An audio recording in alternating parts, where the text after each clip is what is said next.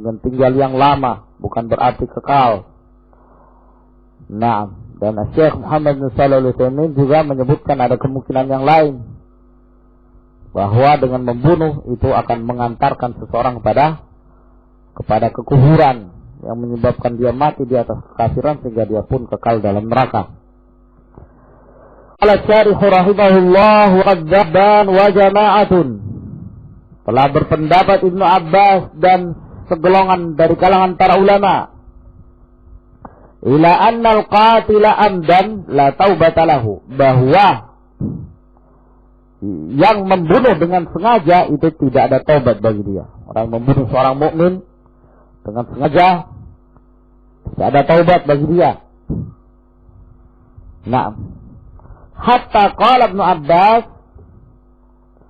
sampai berkata Ibnu Abbas radhiyallahu ta'ala anhuma, inna hadhihi al-ayata min akhir ma nazal, sesungguhnya ayat ini, ayat hukum membunuh seorang mukmin dengan sengaja yang mendapatkan ancaman yang keras dari Allah Subhanahu wa taala, mendapatkan balasan jahannam, al-khulud, ghadiballahu alaihi, wal la'n, la'anahu, wa i'dadul azab, adalahu azaban. Ini 5 ancaman dari Allah Subhanahu wa taala. Kata beliau, ini ayat termasuk akhir yang turun dari firman Allah Subhanahu wa taala, walam yansakha syai'un, dan tidak ada satu ayat pun yang menghapusnya, menunjukkan bahwa ayat ini berlaku. Dari sini beliau berpendapat bahwa bagi orang yang membunuh seorang mukmin dengan sengaja tidak ada taubat bagi dia. Nah, dan ini iskal, ya, penyebutan tidak ada taubat. Sedangkan jangankan membunuh seorang mukmin, yang lebih besar daripada itu syirik diampuni oleh Allah Subhanahu wa taala apabila dia bertaubat. Dan ya kawan, selama dia belum mati, diampuni oleh Allah Subhanahu wa taala. Nah, kemudian di sini Ibnu Abbas menyatakan kok tidak ada taubat. Dan sesungguhnya di sana ada perkataan Ibnu Abbas yang lain yang menunjukkan isyarah bahwa beliau pada hakikatnya berpendapat bahwa orang yang membunuh seorang mukmin dengan sengaja ada taubat. Siapa kira-kira yang bisa mengingat dalilnya? Pernah kita sebutkan ya ikhwan. Kita perdekatkan lagi dalam hadis dalam Kitabul Adabil Mufrad. Masih ingat pembahasan tentang birrul walidain? Ketika ada seseorang datang kepada Abdullah bin Abbas, seorang ini kemudian berkata kepada Abdullah bin Abbas, "Inni khatabtu mura'atan, aku melamar seorang wanita. Fa'abat an tankihani." Lalu dia tidak mau menikah denganku. Ya kan? Akhirnya apa? Putus cinta, sakit hati, kan demikian. Wa khatabaha ghairi, dan kemudian ada orang lain yang melamar dia. Fatazawwajat, maka dia pun menikah dengannya. Menyebabkan apa? Ya, menyebabkan laki-laki yang ditolak dahulu ini lamarannya cemburu dengan laki-laki itu yang diterima lamarannya. Faghirtu alaih, maka aku pun cemburu terhadap dia. Faqataltu, ingat itu hadis. Maka aku pun membunuhnya. Awal-awal dari pembahasan Al-Adabul Mufrad. Fahal min taubah, maka dia pun bertanya kepada Abdullah bin Abbas, apakah ada taubat bagiku dia telah membunuh seorang mukmin dengan sengaja. Nah, lalu apa kata Abdullah bin Abbas? Masih ingat? Hah? Mada qala Ibnu Abbas? Allahu musta'an, nasitumuh wa unsitumuh. Apa kata Abdullah bin Abbas?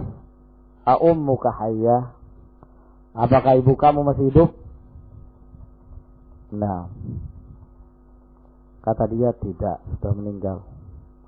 Lalu kata Abdullah bin Abbas, kalau begitu taqarrab ila Allah mastata'ta. Kamu mendekatkan diri kepada Allah Subhanahu wa taala dengan sekemampuan kamu. Bertaubat pada Allah wa taqarrab ilaihi mastata'ta.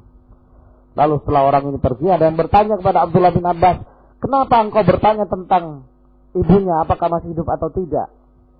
Kata Abdullah bin Abbas, sesungguhnya aku tidak mengetahui satu amalan. Inni la a'lamu amalan yuqarribu ila Allah subhanahu wa ta'ala afdal min birril walidah, atau kama qala. Sesungguhnya saya tidak mengetahui satu amalan yang mendekatkan diri kepada Allah yang lebih afdal daripada berbuat baik pada seorang ibu. Maka dalam hadis itu menjelaskan kepada kita bahwa Abdullah bin Abbas radhiyallahu taala anhuma berpendapat adanya taubat bagi orang yang membunuh seorang mukmin dengan sengaja. Oleh karena itu, para ulama mentakwil perkataan Abdullah bin Abbas ini, bahwa Abdullah bin Abbas tidak menyatakan bahwa orang yang membunuh seorang mukmin dengan sengaja taubatnya tidak diterima sama sekali secara mutlak. Akan tetapi dalam satu hal saja, ya, tidak diterima dalam satu hal. Karena apa? Suatu saat nanti dipertanggungjawabkan di hadapan Allah Subhanahu wa ta'ala. Yaitu tidak diterima dalam artian perbuatan dia akan dia pertanggungjawabkan di hadapan Allah bersama dengan orang yang dia bunuh. Karena nanti dia akan, orang yang dibunuh ini akan meminta pertanggungjawaban pada orang tersebut, kenapa engkau membunuh aku? Nah, yang seperti inilah tidak diterima, ya, taubat dalam hal ini. Sebab orang yang membunuh seorang mukmin dengan sengaja itu ada 3 yang harus ditunaikan, ya, ada 3 hal yang harus ditunaikan. Ini disebutkan oleh beliau di sini, ya. Kata beliau, wasahihu anna 'alal qatil huquqan salasatan. Nah, ini yang benar, yang sahih dari pendapat para ulama, dan ini pendapat jumhur as-salaf dan khalaf, bahwa orang yang membunuh mempunyai 3 hak yang harus ditunaikan. Mempunyai 3 hak yang harus ditunaikan. Yang pertama, haqqan lillah. Haknya Allah Subhanahu wa ta'ala. Yang kedua, haqqan lil warasah. Haknya ahli waris, keluarganya. Yang ketiga, wa haqqan lil qatil. Hak bagi orang yang terbunuh. Orang yang dibunuh itu tadi. Fa haqqullahi yasqutu bitaubati. Adapun hak Allah itu gugur dengan bertaubat. Nah, ini yang diterima. Nah, saat dia bertaubat kepada Allah Subhanahu wa taala, insyaallah Allah menerima taubat itu. Sudah cukup. Wa haqqul warasati. Yang kedua, haknya ahli waris. Bagaimana cara menyelesaikan haknya ahli waris ini? Yasqutu bil istifa'i fid dunya. Ya, ini gugur hak itu dengan cara menyempurnakannya di dunia. Yaitu dengan apa, ya kawan? Menyerahkan diri. Begitu. Datang kepada keluarga orang yang telah kita bunuh, orang yang telah mereka bunuh, ya. Lalu kemudian mengatakan padanya, ya, silahkan kalian mau apakan saya, begitu.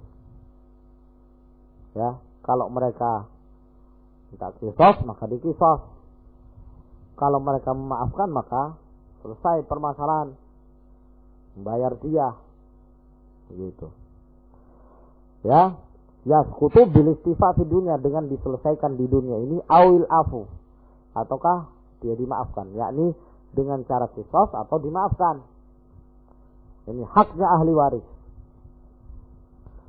Nah, yang ketiga, wa amma haqqul qatil, adapun haknya orang yang terbunuh, ya kan tidak bisa diselesaikan di dunia, orang yang sudah meninggal. Fala yasqutu hatta yajtami'a biqatilihi yaumal qiyamah, maka tidaklah jatuh hak tersebut sampai dia berkumpul dengan orang yang membunuhnya nanti pada hari kiamat. Wa ya'ti ra'suhu fi yadihi, dan datanglah kepalanya dipegang di tangannya. Wah, mengerikan betul ini. Datang dalam keadaan tidak berkepala. Kepalanya mana? Di tangannya. Subhanallah. Wa yaqulu, dan dia mengatakan, ya Rabbi, wahai Rabbku, sal hadza fima qatalani. Tanya dia, kenapa dia membunuh aku? Ini hadis ya kawan, hadis yang sahih. Diriwayatkan oleh Imam Tirmidzi, Imam Nasa'i, Ibnu Majah dari hadis Ibnu Abbas.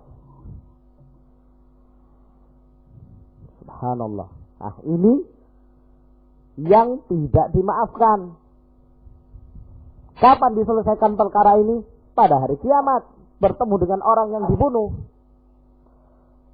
Oleh karena itu para ulama membawa perkataan Abdullah bin Abbas radhiyallahu ta'ala anhuma ini dibawa kepada poin yang ketiga, bahwa yang dimaksud tidak ada taubat, yakni akan diselesaikan nanti pada hari kiamat, khusus masalah hak dia dengan al-qatil yang dibunuh itu. Adapun hakullah, adapun hakul warasa bisa diselesaikan. Nah, ya, kalau tidak salah yang berpendapat demikian Syekh Muhammad bin Shalih Al-Utsaimin rahimahullah. Baik.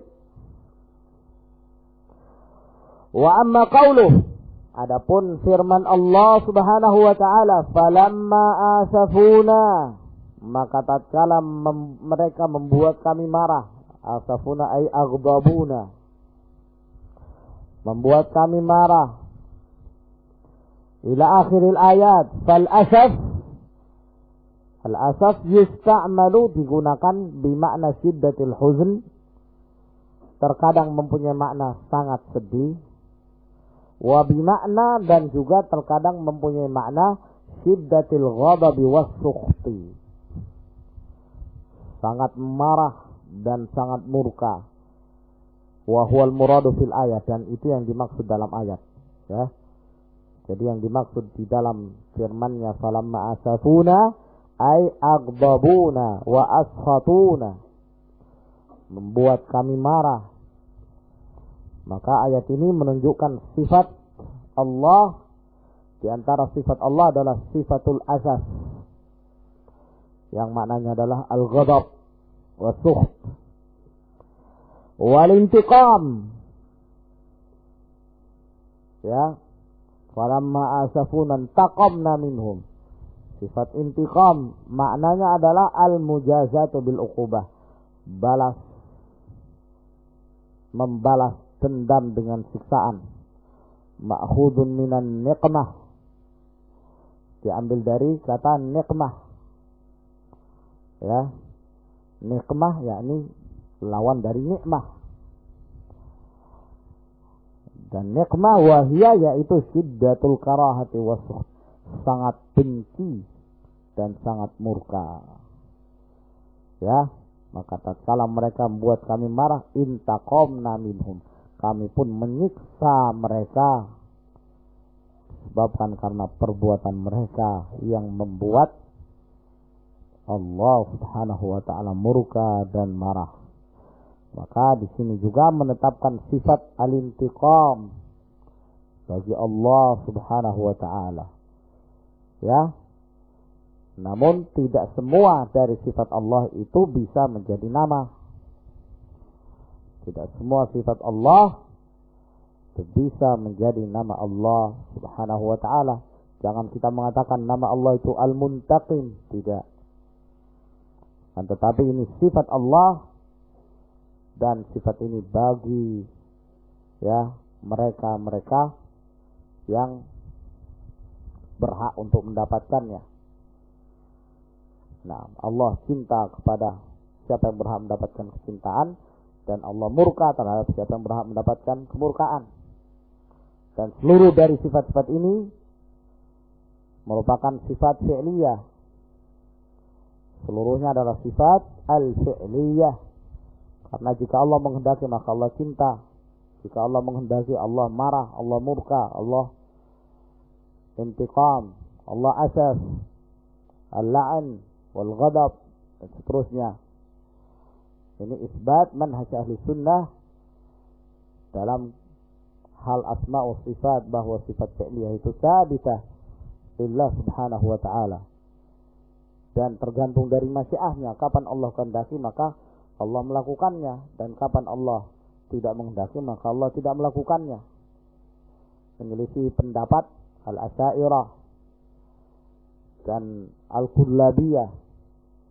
Al-Kullabiyah juga mempunyai pendapat sama dengan Asy'ariyah. Bahkan Al-Kullabiyah ini nisbah kepada Muhammad atau Abdullah bin Sa'id bin Kullab. Ibn Kullab kepadanya dinisbahkan firqah Kullabiyah. Firqah inilah yang pertama yang menafikan sifat-sifat fi'liyah.